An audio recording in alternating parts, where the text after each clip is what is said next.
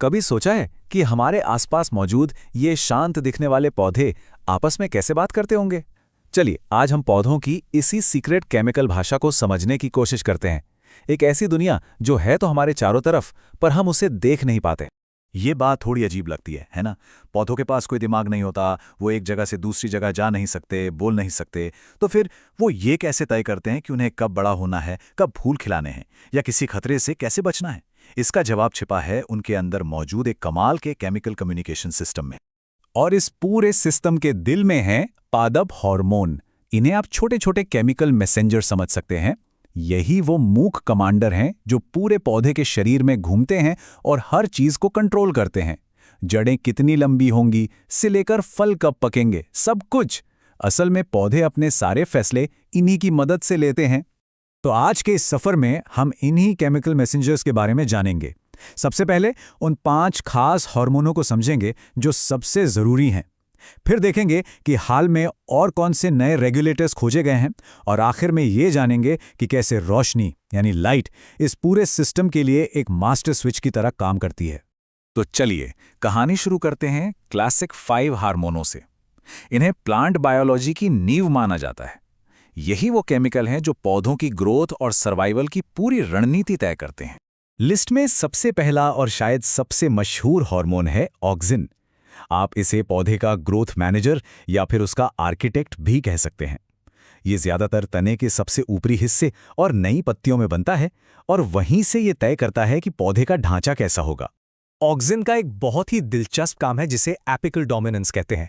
इसका मतलब ये है कि जब तक पौधे की सबसे ऊपर वाली कली एक्टिव रहती है, ऑक्सिन वहां से नीचे की तरफ बहता है और साइड वाली शाखाओं को बढ़ने नहीं देता। ऐसा इसलिए ताकि पौधे की सारी एनर्जी ऊपर की तरफ लंबाई बढ़ाने में लगे।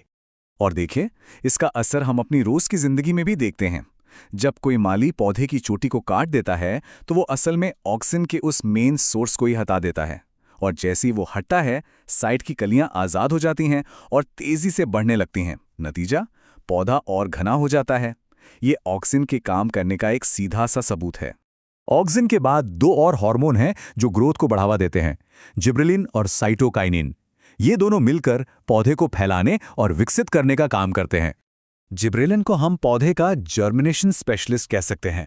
मतलब ये बीजों को उनकी गहरी नींद से जगाता है और अंकुरित होने का सिग्नल देता है। इसके अलावा ये तनों को तेजी से लंबा होने में भी मदद करता है।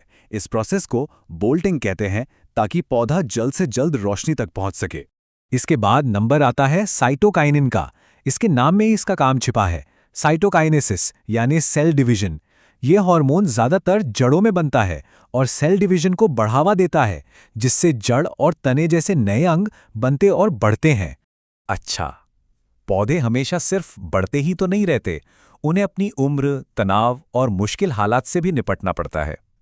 तो वो ये सब कैसे मैनेज करते हैं? यहीं पर एंट्री होती है एथिलीन और एब्सिसिक एसिड की।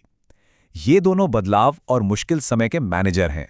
एथिलीन अपने आप में बहुत खास है क्योंकि ये अकेला ऐसा हार्मोन है जो गैस के रूप में होता है। इसे एजेंट ऑफ चेंज भी कहा जाता है। इसका सबसे मशहूर काम है फलों को पकाना, जैसे किसी हरे केले का धीरे धीरे पीला हो जाना। इसके साथ साथ ये पतझड़ में पत्तियों के गिरने और तनाव की स्थिति में पौधे की मदद भी करता है। पौधों की दुनिया में एक सीधा सा नियम है, ग्रोथ को रोकना उतना ही जरूरी है जितना उसे बढ़ावा देना।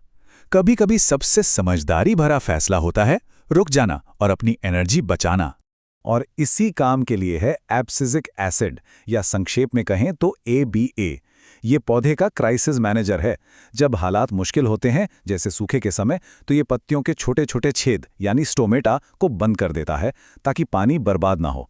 ये बीजों को भी गलत समय पर अंकुरित होने से रोकता है ताकि उनके जिंदा रहने के चांस बढ़ जाएं। तो क्या कहानी बस इन 5 क्लासिक हार्मोनों पर खत्म हो जाती है? बिल्कुल नहीं। वैज्ञानिक लगातार नए नए रेगुलेटर्स खोज रहे हैं। इससे पता चलता है कि पौधों की इस केमिकल भाषा में अभी भी सीखने को बहुत कुछ बाकी है। कुछ नए खोजे गए रेगुलेटर्स में शामिल हैं ब्रासिनोस्टेरॉइड्स, जो सेल्स को फैलाने में मदद करते हैं, जैस्मोनिक एसिड, जो कीड़ों और बीमारियों से लड़ने के लिए पौधे का डिफेंस सिस्टम एक्टिवेट करता है, और सैलिसिलिक एसिड, जो बीमारियों के खिलाफ लड़ने की अंदरूनी ताकत देता है। ये सारे हार्मोन एक ऑर्केस्ट्रा की तरह मिलकर काम करते हैं, पर इनका कंडक्टर कौन है? इन्हें कौन बताता है कि कब क्या करना है? ज्यादातर मामलों में असली मास्टर स्विच हमारा पर्यावरण होता है और उसका सबसे ताकतवर औजार है रोशनी। पौधे रोशनी का इस्तेमाल सिर्फ खाना बनाने के लिए नहीं करते, बल्कि उसे एक सिग्नल या जानकारी के तौर पर भी देखते हैं। इस पूरी प्रक्रिया को फोटोमॉर्फोजेनेसिस कहते हैं। इसमें लाइट की क्वालिटी और वो कितनी देर तक मिल रही है, ये बातें पौधे के आकार और बनावट को तय करती हैं, और इसका फोटोसिंथेसिस से कोई सीधा लेना देना नहीं है।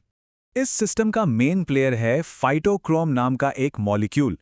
इसे आप एक बहुत ही स्मार्ट लाइट सेंसिटिव स्विच की तरह समझ सकते हैं। ये अपने दो रूपों PR और PFR के बीच बदल सकता है, और ये इस बात पर निर्भर करता है कि उस पर कैसी रोशनी पड़ रही है। अब सवाल यह है कि यह स्विच काम कैसे करता है। इसका तरीका बड़ा ही शानदार है। जब सूरज की सीधी रोशनी, जिसमें लाल रंग ज्यादा होता है, पौधे पर पड़ती है, तो इनएक्टिव PR एक्टिव PFR में बदल जाता है। ये पौधे के लिए बढ़ने और अंकुरित होने का ग्रीन सिग्नल है। लेकिन जैसे ही पौधा किसी छाया में आता है या रात हो जाती है, PFR वापस इनएक्टिव PR में बदल जाता है और ग्रोथ रुक जाती है। ये पौधे का एक बहुत चालाक तरीका है ये जानने का कि वो धूप में है या छांव में। तो हमने देखा कि कैसे पौधे बिना दिमाग के भी अपने शानदार हार्मोनल नेटवर्क की मदद से कितने मुश्किल फैसले ले लेते हैं। और यह हमें एक बहुत बड़े सवाल पर लाकर खड़ा करता है। अगर हम पौधों की इस केमिकल भाषा को पूरी तरह से समझ पाएं, तो सोचिए हम क्या कुछ नहीं कर सकते। क्या हम अपनी फसलों को बेहतर बना सकते हैं, या बदलते मौसम में अपने जंगलों को बचाने के नए रास्ते खोज सकते हैं? भविष्य में इसकी संभावनाएं अनंत हैं।